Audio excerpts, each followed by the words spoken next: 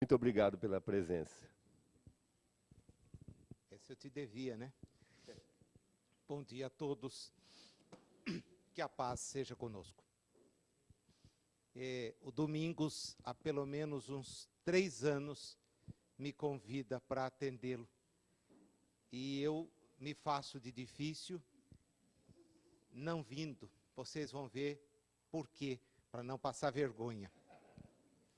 O fato é que aos domingos eu tenho realmente uma impossibilidade.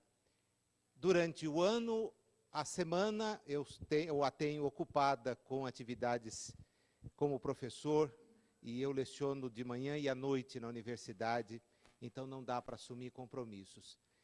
E nos domingos eu tenho a tarefa, a incumbência de fazer as exposições públicas lá no SEAC, de maneira que é muito difícil deixar a agenda lá, que é uma agenda puxada, para fazer exposições. Vez ou outra, dá para a gente encaixar. Vocês vão ver, então, que não perderam nada por não terem me conhecido antes. Quando a gente vem a uma casa pela primeira vez, experimenta uma dificuldade muito grande. Exatamente porque, como espíritas que somos, nós nos lembramos do que Kardec, no capítulo 3º do livro dos Médiuns, deixa asseverado. A doutrina espírita exige método de estudo. Quando você aporta a uma casa, você traz uma mensagem, é bem verdade, mas muitas vezes atrapalha o método. O método que faz com que os espíritas entendam a profundidade do que lhes foi dado conhecer a partir do momento em que a espiritualidade nos legou a chance de ter acesso a informações tão preciosas para a nossa economia espiritual. Expressão caríssima do Richard Simonetti. A economia espiritual. É justamente na busca deste método que as casas espíritas, muitas vezes, quando nos convidam, até pedem: venha, mas fale sobre tal assunto, porque isto faz parte da pauta das nossas reflexões no presente ano. Se a gente se sente preparado, evidentemente vai e fala. Se não se sente, declina do convite. É melhor do que sair falando de coisas que não são espíritas. Falar de mensagens que envergonham qualquer mínimo estudioso de Allan Kardec. A casa séria não precisa passar por isto. Muito obrigado, mas não é necessário. Não é necessário mesmo. E por quê? Quando nós abrimos o primeiro capítulo de A Gênese, que eu considero um livro diferente da Gênese, eu estou estudando em Bauru, num projeto de 120 aulas, que estão sendo gravadas aos domingos, a Gênese, detalhadamente, item por item, ponto por ponto. E eu, durante 12 semanas, tive a chance de estudar este que eu entendo seja o primeiro, um livro dentro de outros 3 livros. A Gênese, na minha visão, comporta, então, 4 livros. E vou tentar me explicar aqui. Lá, Kardec, na maturidade, sabendo que deveria desencarnar em breve, porque seu amigo físico, mas nunca conhecido, e espiritual agora, muito presente, Demeure, um médico do interior da França, lhe avisara que antes de desencarnar, e esta desencarnação viria, ele teria que deixar concluída uma obra. Mas, curiosamente, Quando nós percorremos as páginas de A Gênese, no que diz respeito à ideia que o Espiritismo tem sobre o surgimento da Terra, que é a ideia da ciência, a mesma ideia da ciência e não pode ser diferente.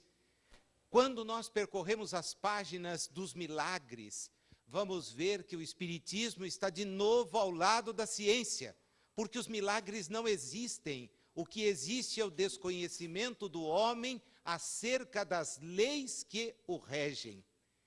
E quando vamos ver as predições, conseguimos entender facilmente que ao espírito é perfeitamente possível antever aquilo que, enquanto espírito, enfrentará. Do ponto de vista da humanidade, isso não tem relevância alguma. Alguma. E eu vou tentar ser claro já já em cada uma dessas afirmações.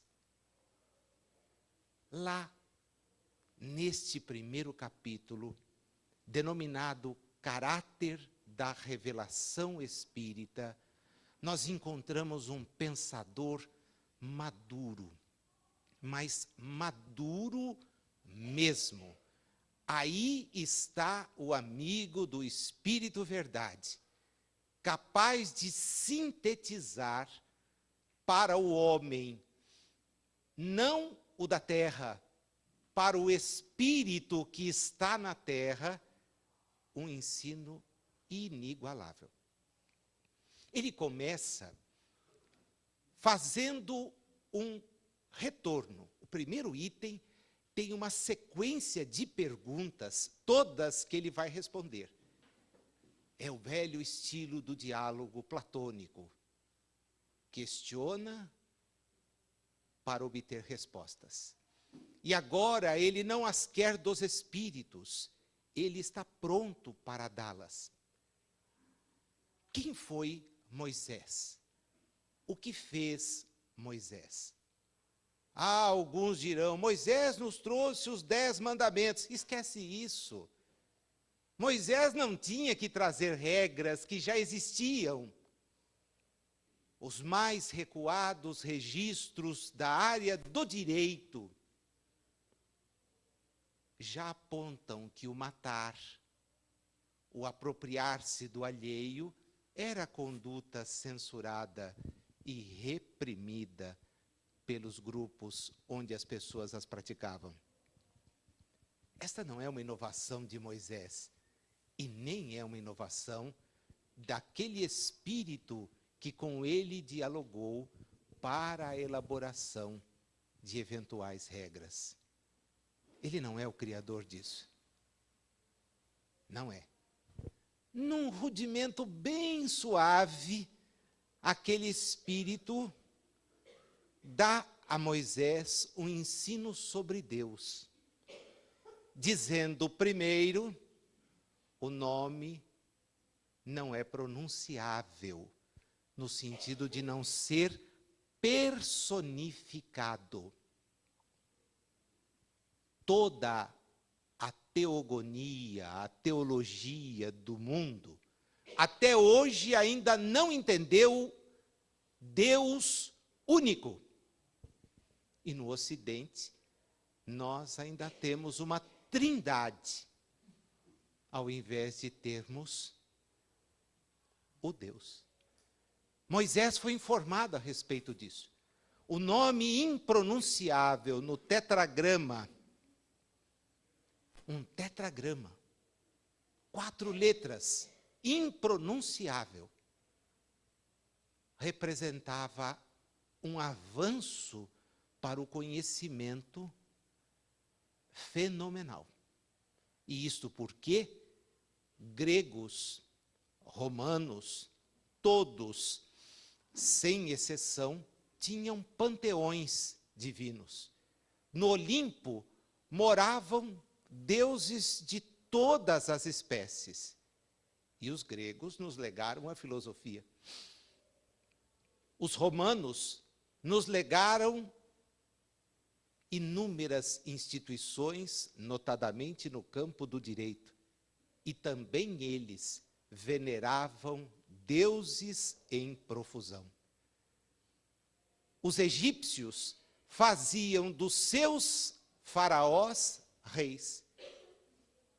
E todo o entorno era composto por deuses que atendiam ou não atendiam às reivindicações sacrificiais dos homens. Assim eram assírios, babilônios, onde formos, coube a Moisés trazer esta informação. Há um Deus. E Kardec registra isso. Há um Deus. Que Deus? Vingador. Eu tenho um aluno, tenho vários alunos, né? Só esse semestre foram 600 e pouco. Mas eu tenho um que é bispo de uma igreja evangélica. É um amigão, sabe? Um amigão mesmo. Tanto que ele diz assim, eu só não gosto quando o senhor me provoca. Eu falei, mas eu não te provoco.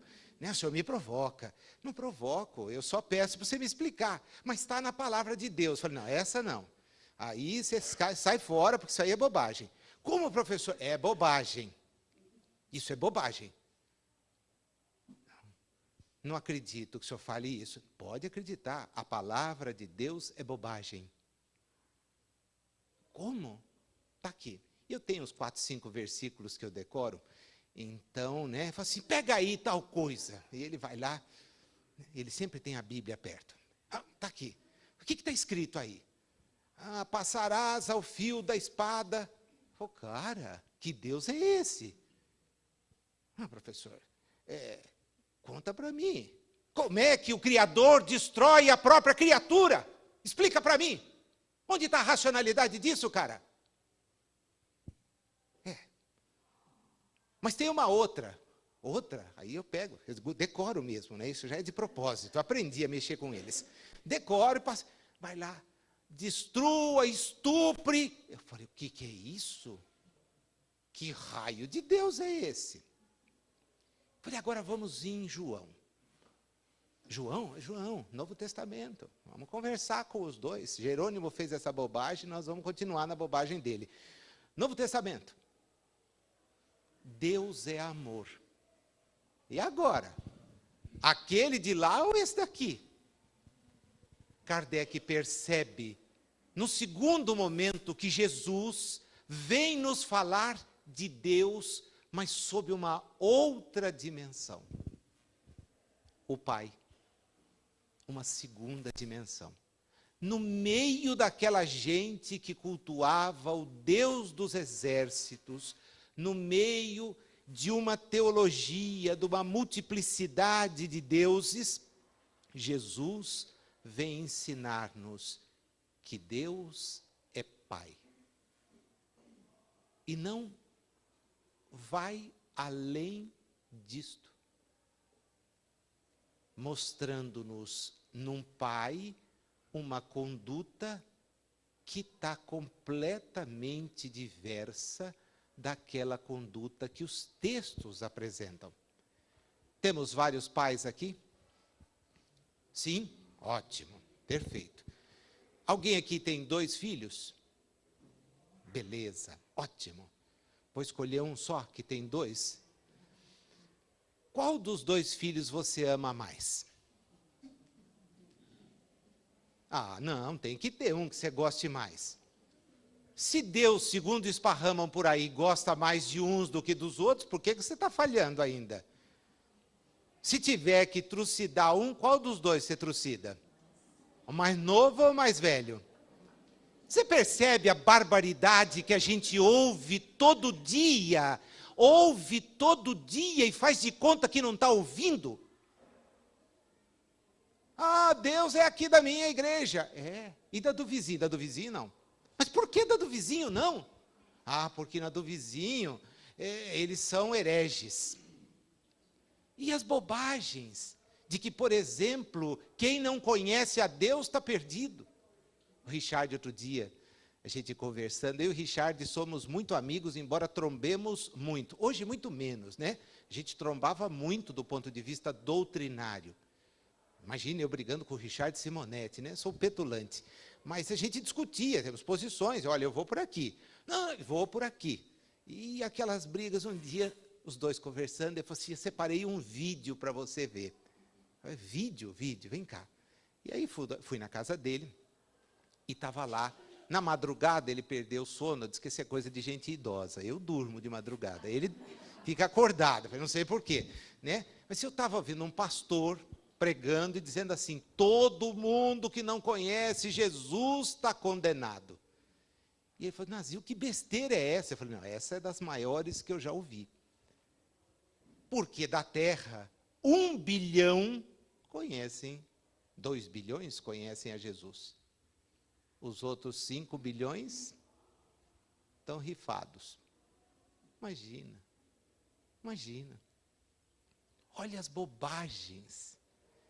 E aí pegam Jesus, que nos ensinou que só havia um Pai, e colocam para ser auxiliar do Pai. É um outro Deus.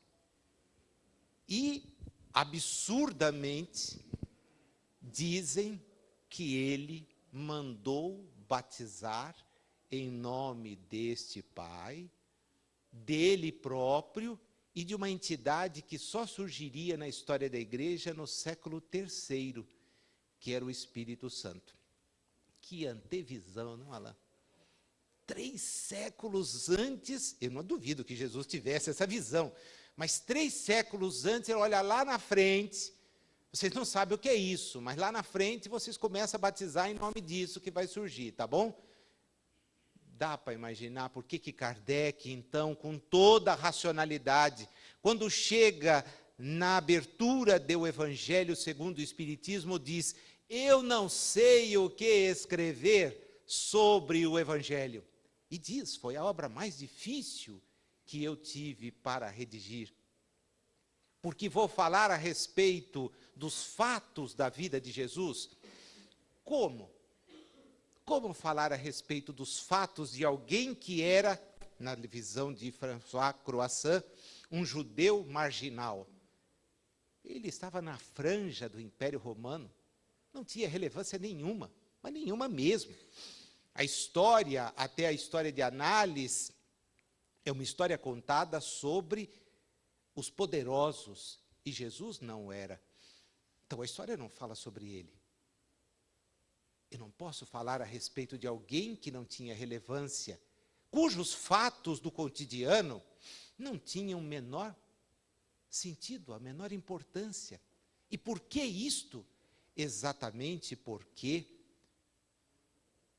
Jesus era alguém que desempenhava uma tarefa em meio aos que não tinham relevância. Os simples, os humildes, aqueles que não podiam ser e não eram, e não são até hoje valorados por ninguém. Então ele não chamava a atenção. Falar sobre fatos é complicado. A igreja tem no Museu do Vaticano 2 linhas de um manuscrito do que se acredita tenha sido um texto de evangelho. E a datação mostra perto de 60 da era em que estamos. Um texto desse, então, foi escrito 30 anos depois da morte de Jesus. Se eu perguntar o que a senhora comeu o mês passado, numa quinta-feira, a não ser que tenha sido o dia do seu aniversário, não vai lembrar. Como é que alguém lembraria de detalhes? Nós aprendemos que os evangelhos atribuídos a A, B ou C são compilações. Kardec não quer pisar aí. Não posso. Fatos, eu não os tenho. Bom, eu teria milagres. Esquece, né? Na Gênese ele estuda, milagres não tem, então não tenho aí também material para estudar. Ah, tem o que a igreja usou para a sua teologia. Bom, isso não tem relevância nenhuma para nós. Porque a teologia da igreja é tão equivocada quanto ela própria em certas coisas.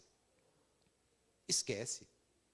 Uma teologia que coloca a mulher no céu no século XVII porque até lá ela não tinha alma, esquece, ultrapassada, cai por si mesma, não precisa ficar preocupada. O que sobra? Sobra o ensino moral. Mas o ensino moral que vem de alguém? De alguém que contava histórias. Alguém que contava histórias. Um grande pedagogo.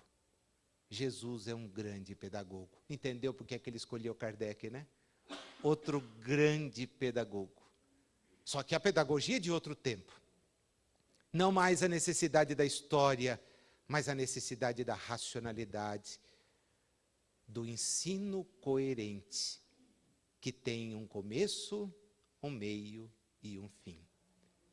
Depois de refletir a respeito de Jesus e da sua importância, Kardec diz, ele não nos disse tudo e preparou para que soubéssemos mais.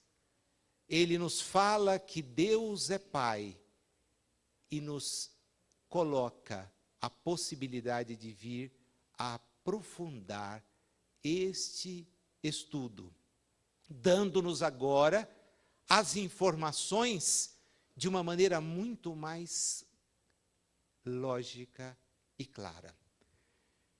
Jesus, Espírito à nossa frente, multimilenarmente, tinha tanto domínio daquilo que nos falava, que quando contou para os apóstolos, eu vou morrer, mas vou voltar, deve ter provocado neles a mesma sensação de pavor que talvez a gente guardasse aqui, se o marido dissesse isso.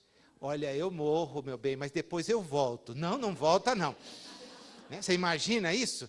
Né? Eu te amo tanto, mas não, eu vou voltar, fica tranquila, tá? Eu estou morrendo agora, mas na primeira chance eu venho aqui. Nunca mais dorme sozinho. E a gente vai ter que atender o marido aqui na obsessão, porque tem outro lá, o que aquele outro está fazendo lá, né?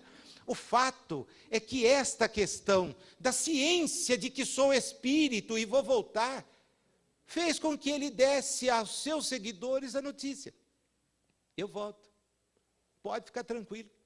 Quando Maria Madalena tenta colocar a mão naquele relato que chega, e essa é uma história que me parece bem próxima da veracidade, José Herculano Pires, naquela trilogia Barrabás, Lázaro, Madalena, quando passa por ela, nos diz nitidamente, há aí um grande senso de verdade. Não me toques, você está me vendo espiritualmente. Mas nas condições adequadas, avise lá que eu vou estar. E ele está. Como qualquer reunião mediúnica do século XIX, William Crookes, delas tantas fez, permitem a materialização de espíritos, e nós até poderíamos fazer aqui agora uma sim. O problema era segurar as pessoas aqui dentro. Que as pessoas, se soubessem que um espírito se materializaria, mesmo sendo espíritos, vão embora, de pavor. Não, eu não vou ficar, desculpa, né, não quero saber disso. Quando então Kardec identifica que Jesus tem essa lucidez, diz, é necessário avançar. E o avanço chega. 18 séculos depois, o homem já conhece a enciclopédia com Diderot e d'Alembert. Já não é mais uma pessoa desinformada. Ele já tem a racionalidade. Agora ele pode entender que Deus não salva ninguém. Deus nos dá a chance de sermos perfectíveis. Está em nós e em nós a tarefa de crescer. Esse é o conteúdo. No capítulo 5º do Evangelho segundo o Espiritismo, o chamado capítulo, o primeiro capítulo em que Jesus é abordado, agora sim, pelo seu ensino. Os outros 3, Kardec faz aquela sequência, né? Não vim mudar nada, até porque não tem que mudar nada, que é daqui e que não é perfeito. Não vim mudar lei nenhuma. O problema é de vocês. O meu reino não é daqui. Tá legal? O reino é o do espírito, não é o do transitório. Olha, se de onde eu venho, tem moradas demais. E a gente sabe disso, embora alguns ainda insistam que a Terra é o centro do universo. Moradas demais. Não se chega lá sem passar por múltiplas experiências. E aí o primeiro recadão direto para nós, né? Em marcha os aflitos, porque serão consolados. Eu sei que você vai dizer, Nazil, não é isso, é bem-aventurados. Aí eu te corrijo, esquece. Bem-aventurado é uma palavra grega, makeroi. Jesus falava aramaico, asherei. Asherei é em marcha. Está 78 vezes no texto da Torá. Celestino Silva, nosso confrade espírita nordestino, aponta isso em suas traduções, e antes dele, André Churac, o maior tradutor de textos bíblicos do mundo, aponta esta incoerência. O texto é em marcha. Se você trocar agora bem-aventurado por em marcha, tu vai tomar um susto, porque a gente diz, bem-aventurado porque eu sofro. Esquece, cara, em marcha porque você sofre. Porque, vamos com Kardec? Eu vou me permitir ler para não estragar. Podia citar de memória, mas é uma bobagem, né? Só na vida futura podem se realizar as compensações que Jesus promete aos aflitos da terra. Sem a certeza do futuro, essas máximas seriam um contrassenso, mas ainda seriam um engodo, uma enganação. Mesmo com essa certeza, dificilmente se compreende a utilidade do sofrimento para ser feliz. Dizem, para haver mais mérito. Mas então se pergunta, por que uns sofrem mais que outros? Porque uns nascem na miséria e outros na opulência, sem nada haverem feito para justificar essa posição? Porque uns não são bem-sucedidos em nada, enquanto que para outros tudo parece sorrir? Porém, o que se compreende ainda menos é ver os bens e os males tão desigualmente partilhados entre o vício e a virtude. É ver os homens virtuosos sofrerem ao lado de perversos que prosperam. A fé no futuro pode consolar e inspirar paciência, mas não explica essas anomalias que parecem desmentir a justiça de Deus. Olha que sacada! É dizer, acreditar na vida futura é um contrassenso. Se eu imaginar que lá, mas por que esse lá?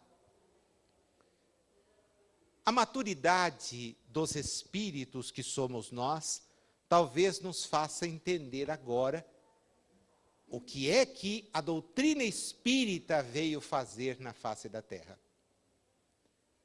Desde que se admite Deus, não se pode concebê-lo sem o infinito das suas perfeições. Ele deve ser todo poder, todo justiça, todo bondade. Sem isso, não seria Deus. Se Deus é soberanamente bom e justo, não pode agir por capricho, nem com parcialidade. As vicissitudes da vida têm, pois, uma causa. E, visto que Deus é justo, essa causa deve ser justa. Eis o que cada um deve se compenetrar. Pelos ensinamentos de Jesus, Deus permitiu que os homens viessem a compreender essa causa. E hoje, considerando-os bastante amadurecidos para compreendê-la, ele a revela inteiramente pelo Espiritismo, isto é, pela voz dos Espíritos. Vocês já ouviram essa historinha? Quando Kardec vai à casa do seu amigo Fortier, tendo a companhia de Baudin, Madame Plein-de-Maison, para ver as mesas que giravam, ele nem quis se aproximar da brincadeira. Ele só foi porque ficava chato dizer não para um amigo. Não vou, não vou. Tanto insistiu, foi. Lá, esse amigo insiste: professor, faz uma pergunta. Eu não. Não tenho que perguntar para uma mesa. Ah, professor, uma só. O senhor é um cara tão inteligente. Sim, mas a mesa é uma boba. Porque as pessoas estão perguntando: vou casar? Será que chove amanhã? Eu vou ficar com alguma herança? E eu não estou aqui preocupado com isso. Tenho mais o que fazer. Uma só, professor. Tá bom. Pergunta: como pode uma mesa falar? E a resposta veio na hora: eu não falo. Quem fala? Nós. Nós? Quem? Eu já estava na terceira pergunta. A alma dos homens que viveram na terra. Esta é a revelação espírita. Na introdução do Livro dos Espíritos, item 6, em 28 entradas das 30, Kardec diz que a doutrina espírita se fundamenta em nos mostrar que somos espíritos reencarnados. É isto que estamos maduros para compreender. E, evidentemente, assumir o peso desta informação. Se Moisés registrou as coisas, imaginando tê-las ouvido de uma entidade que ele denominou, mesmo tendo sabido que Deus não poderia ter um nome, se Jesus, consciente disto, nos manda chamar a Deus de Pai, os Espíritos nos vêm revelar-te que a inteligência suprema, a causa primeira, nos pega da situação mais rudimentar e nos faz avançar e progredir até a perfectibilidade do ser mais perfectível que conseguirmos imaginar. Mas este progresso se dá pelo nosso próprio esforço. O que diferencia o ensino de Moisés, o ensino de Jesus, coletado por outros, transmitido desta ou daquela forma, com ou sem vieses tendenciosos, é que os Espíritos nos escreveram. E não nos escreveram na primeira versão do Livro dos Espíritos, com um médium tomando na mão uma caneta, um lápis, um grafite. Eles o fizeram por intermédio da cesta de bico, em que duas meninas colocavam as mãozinhas na borda da cesta, e aquela cesta escrevia a partir das perguntas formuladas por Hippolyte Lyon, Denisard Rivaio. Pela primeira vez, o homem recebeu por escrito de outros homens em condições de elucidá-lo, e que já voltaram para aquilo que ainda se insiste em dizer, ser um reino de mortos, quando é um reino de vivos, porque mortos estamos hoje, como nos lembra Emmanuel, na medida em que não estamos aptos a perceber a grandiosidade da vida que nos cerca. Estes homens vieram nos prevenir a respeito da nossa responsabilidade. Como espíritas conhecedores disso, a nossa vida precisa mudar. E não é porque vamos temer a um Deus que não castiga. Ele é Pai, mas porque só avançaremos se tivermos pernas para avançar. Só lograremos posições espirituais dignas desse nome se apresentarmos as mãos repletas dos bens que distribuirmos em favor daqueles que estão à nossa volta.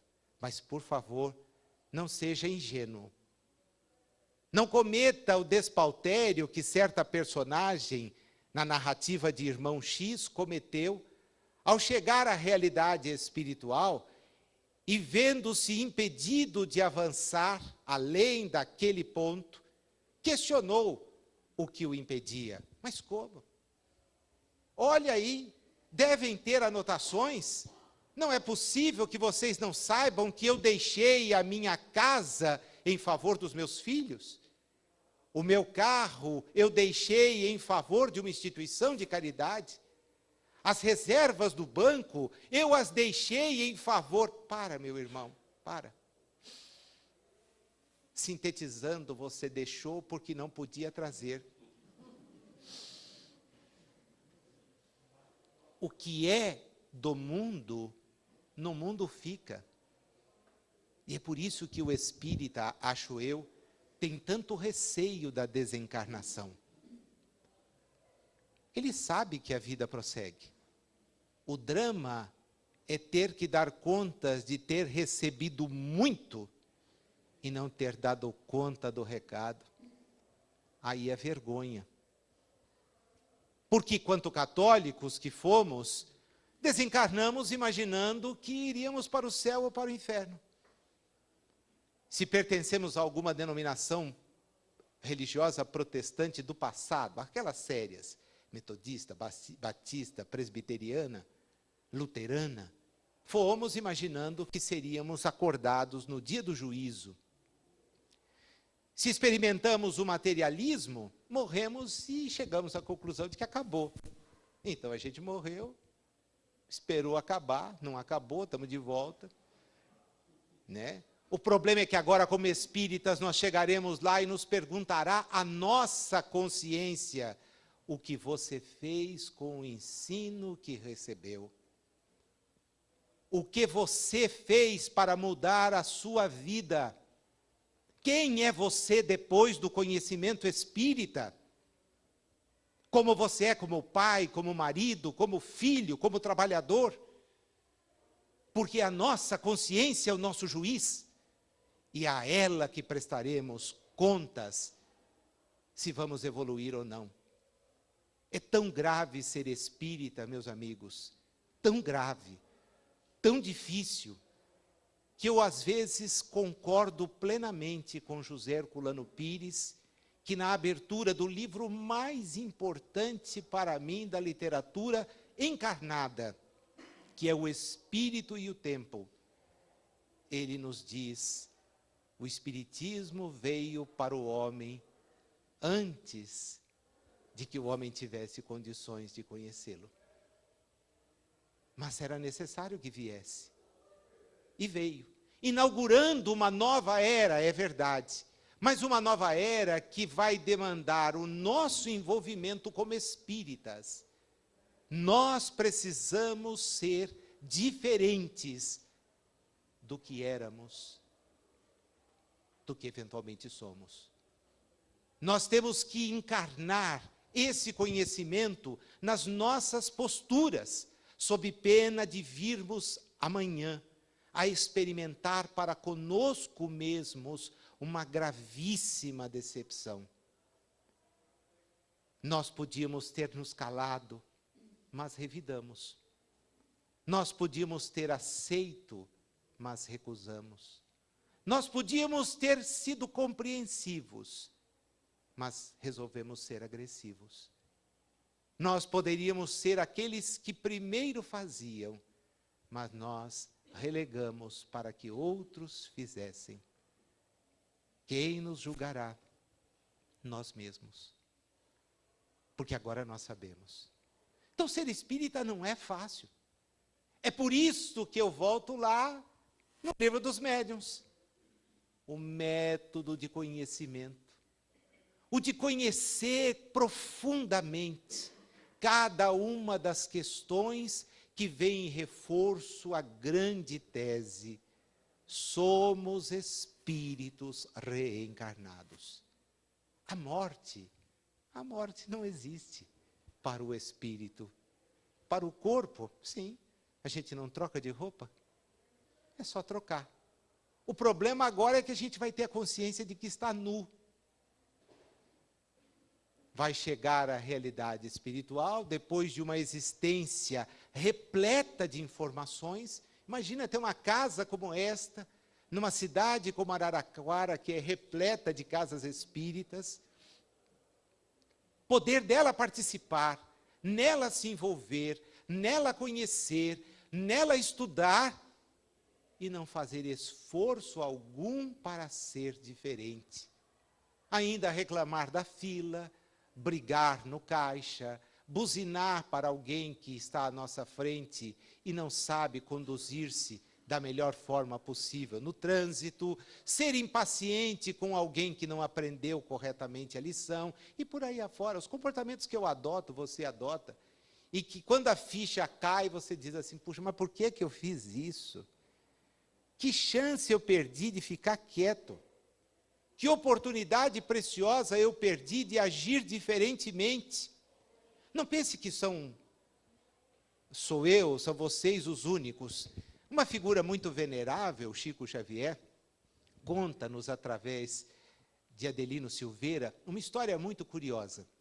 O Chico era alguém extremamente atarefado, como todos devemos ser. Trabalhava, e é por isso que a doutrina espírita não pode manter ninguém. Né? Me assusta quando eu vejo gente vivendo de espiritismo, me arrepia, porque se os grandes exemplos que nós tivemos, Kardec, Chico, o próprio Divaldo Franco em nossos dias, trabalharam para se manter e nunca buscaram ser mantidos por ninguém, é complicado perceber gente aí querendo viver às custas da doutrina espírita. Isso não está certo, né? O Chico ia lá para a Fazenda Modelo a pé. É coisa simples, e um dia desse vá até lá para você ver a distância. Ele ia a pé. A pé. E no meio do caminho, uma senhora, seu Chico. Ele falou, irmã, bom dia. Tá, depois a gente se fala e bababá, o Emmanuel volta. O senhor sabe que eu estou atrasado. Volta. Eu não posso, é possível, eu estou atrasado. Volta. Voltou. Ai, que bom que você veio. E ela falou o que eu não me lembro. Mas eu sei que eu ouvi, sorri, falei alguma coisa. Ela me agradeceu profundamente e eu voltei correndo. Aí o Emmanuel dispara. Não, eu já estou. Para e volta os olhos. E ele voltou os olhos. E foi beneficiado por um dardo de luz que dela vinha em sua direção para lhe dizer muito obrigado por sua atenção. O Emmanuel diz, você imaginou se você não tivesse parado? Muitas das nossas dores nas costas têm explicação aí. Você reclama do colchão? O colchão que você usa é fantástico. Nós já dormimos no chão, em rede, em capim. Hoje você tem um colchão de mola encapada. Sabe, aquele alto que cachorro não consegue subir e você senta e fica pensando, dá para colocar meia ou não aqui em cima? Vocês estão rindo é porque tem, né? O pessoal, quando eu conto, tem gente que tem colchões maravilhosos. Esse colchão não faz mal às costas, mas a nossa desatenção para o próximo faz mal para muito mais coisas. Os nossos momentos de raiva nos destroem as células, como explica André Luiz magistralmente. Nós vamos nos suicidando a cada momento de raiva, de tensão. Quando, como espíritos reencarnados, sabemos que as coisas deste mundo são transitórias. É esta a diferença. Nós já lemos sobre isso. Nós ainda não entendemos isto. Estamos longe de compreender isto e muito mais longe de aplicar este conhecimento. Generosamente em O Evangelho, então, Kardec nos diz aquela frase que todo mundo repete, até como desculpa. Reconhece-se o verdadeiro espírita pelos esforços que faz em ser a cada dia melhor do que foi no anterior. E a pergunta que fica então é essa: que esforço a gente tem feito? O que é que eu tenho anotado para corrigir-me? Não dá nem para dar desculpa diferente, porque Santo Agostinho largou o roteiro. Toda noite antes de dormir, você passa em revista. Eu passo em revista pelo canal da TV, esse, aquele outro. Tem, nossa, outro político roubando. Isso já é comum, não tem mais, muda de canal. Se for no Rio de Janeiro, então, meu Deus, que loucura. Como é que pode tanta podridão? Mas Jesus, na historinha, também já tinha dito: nada que esteja oculto deixará de ser revelado. Vai aparecer com delação, colaboração premiada ou não, vem. O fato é que nós não nos preparamos convenientemente sendo instruídos. E quando dizemos estou fazendo prece, mais parece evocar aquele passado de religioso, em que a gente faz a prece para ficar livre. Olha, agora eu vou fazer minha oração, dá um tempo aí. Acabei. Tá, muito obrigado, senhor, amanhã conto com você, tá? Olha, você vai contar comigo sempre. Eu é que não estou contando com você aí. Porque aonde eu preciso de você, cadê a sua presença? Cadê a sua diferença? Quem somos nós onde estamos? Qual é o nosso papel dentro de casa, no trabalho, na comunidade? Somos as criaturas diferentes que já se sabem espíritos e então trabalham para facilitar, ou continuamos agindo como homens que entendem que o mundo é isso aqui mesmo, é um contra todos e todos contra um, e que eu preciso sair da minha parte, com a minha parte da melhor maneira possível? O conhecimento espírita, meus queridos amigos, só tem sentido se for transformador. Porque ele é escrito e ninguém pode alegar ignorância agora. Ah, Moisés não disse. Efetivamente não disse. Outros já haviam dito. Não matar, não furtar, é regra antiquíssima na vida social. Jesus nos falou que Deus é Pai, que é amor, perfeito, mas é justo. E a doutrina espírita nos mostra essa justiça comprovadamente. Na segunda parte deu céu e inferno, em 66 depoimentos. Kardec pergunta a todas aquelas entidades uma única coisa: como você está? E uns dizem, estou bem. Quando ele lembra da pessoa, ele diz, mas é óbvio que está bem. Era uma pessoa boa. Sofreu sem nunca reclamar. Era um exemplo. Como você está? Arrependido. Que bom. Aprenda, porém, que arrependimento não resolve. É necessário arrepender-se, expiar e reparar. Este é o ensino espírita. Como você está? Estou mal, porque eu não perdoo, eu não aceito. Vivemos em infernos ou céus que criamos para nós mesmos. Mas está em nós fazer essa migração.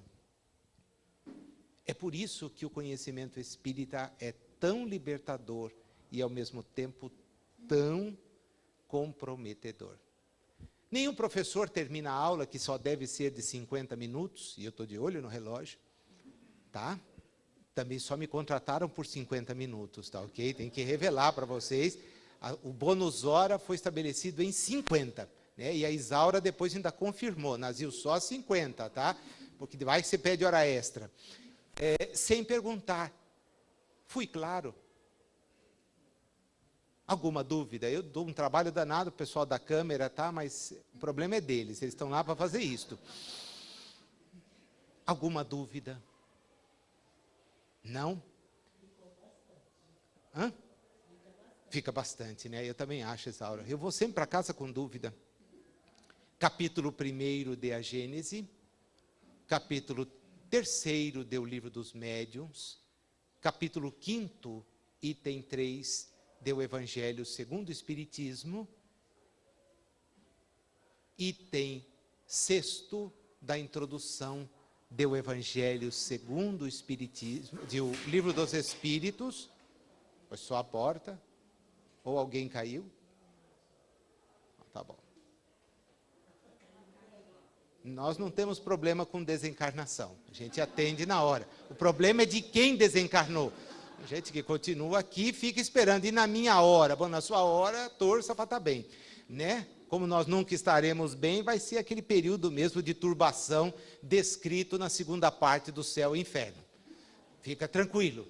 Né? Tranquilo, a gente tem que entender isto. Só pode estar preparado convenientemente quando for espírito superior. Né? Tem que ser lógico. Vamos passar? Vamos. Vai ser.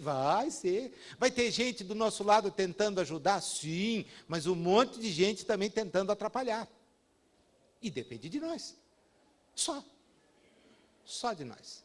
Né? Então, esses pontos são os pontos que eu gostaria de ter trazido para vocês, para a gente refletir. Todas as críticas, vocês depois dirijam para o Domingos. Ele é o grande responsável por isso. Tá bom? Que a paz fique com todos.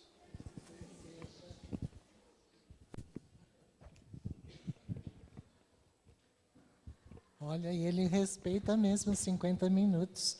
Eu pagaria a hora extra. Nós agradecemos ao Nazil pelas informações trazidas. Eu disse que fica bastante dúvida, porque quanto mais a gente vai conhecendo, mais a gente vê que desconhece, né? Então, por isso que ficaram as dúvidas. Mas as obras estão aí para a gente ir tirando as dúvidas, né? Refletindo sobre todos os ensinos que a doutrina nos trouxe.